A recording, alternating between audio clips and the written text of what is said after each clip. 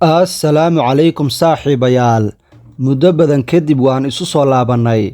Igana raalli ahaada mashquul badan dartiis waan awoodi waayay inaan idiin soo gudbiyo qisooyinkeenii quruxda badnaa.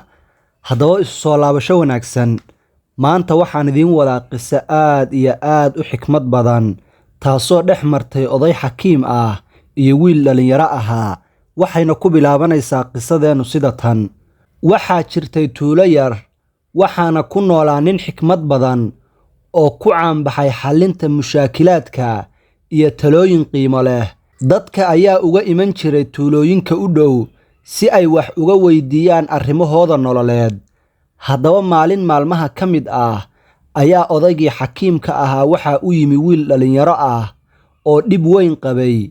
Ninkii dhalinyarada ahaa wuxuu yidhi, "Xakiim, qof baa igu aflagaadeeyay dadka hortooda oo aad baan u carooday. Haddaba maxaan sameeyaa?" Odaygii xakiimka ahaa inta uu dhoola caddeeyey ayuu wiilkii dhalinyarada ahaa gacanta qabtay oo meel bannaan ah u kaxeeyey. Markaas ayuu u tilmaamay geed weyn oo beer dhexdeed ku yaallay, wuxuuna ku yidhi, "Ma aragtaa geedkaas?" Ninkii dhalinyarada ahaa wuxuu ku jawaabay, "Haa, waan arkaa." Odaygii xakiimka ahaa ayaa yidhi, "Bal ku qiyaas inuu geedku yahay hadalkii xumaa ee qofku kugu yidhi, geedka u tag oo rux." Inankii yaraa oo yaaban ayaa eegay odaygii, laakiin arrintuu yidhi samee ayuu yeelay. Si xoog leh ayuu geedkii u ruxay, caleemo iyo laamo yaryar ayaana dhulka ku dhacay. Ninkii dhalinyarada ahaa ayaa ku soo noqday odaygii xakiimka ahaa, wuxuuna weydiiyey, "Haddaba maxaan sameeyaa?" Odaygii oo dhoola caddaynaya ayaa yidhi, "Bal qiyaas caleentii iyo laamihii dhacay.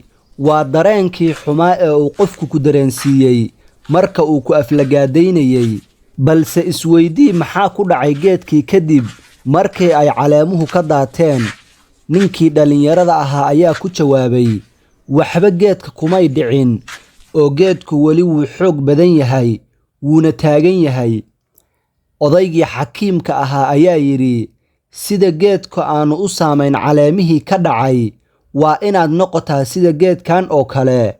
Ereyadii xumaa ee lagugu yidhi waa un caleemihii ka dhacay geedka oo kale, laakiin ma ruxi karaan xididadaada, yacni waxba uma dhimi karaan shakhsiyaddaada, saamaynna kuguma yeelan karaan ilaa aad adigu u oggolaato."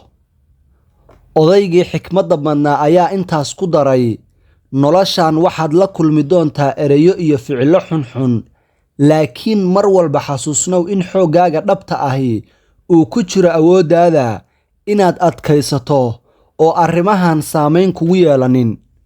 Noqo sida geedka oo kale, lahowna adkaysi iyo awood badan. Hadallada xunxunna yaysan kaa hor istaagin koritaankaaga iyo inaad isbeddel samayso." Ninkii dhalinyarada ahaa wuxuu dareemay nafis, aad buuna u fahmay hadalkii odayga xakiimka ahaa, waxaana uu dib ugu laabtay tuuladiisii isaga oo niyad cusub wata. Wuxuuna go'aansaday inuu sida geedka oo kale uu noqdo, oo aysan istaajin hadallada iyo caqabadaha noloshu. Haddaba saaxiibayaal, waa intaas qisadeenni xikmadda badnayd.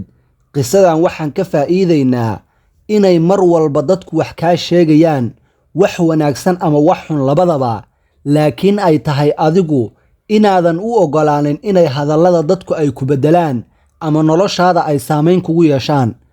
Haddaba saaxiibayaal, halkaas bay ku eg tahay qisadeennii quruxda badnayd.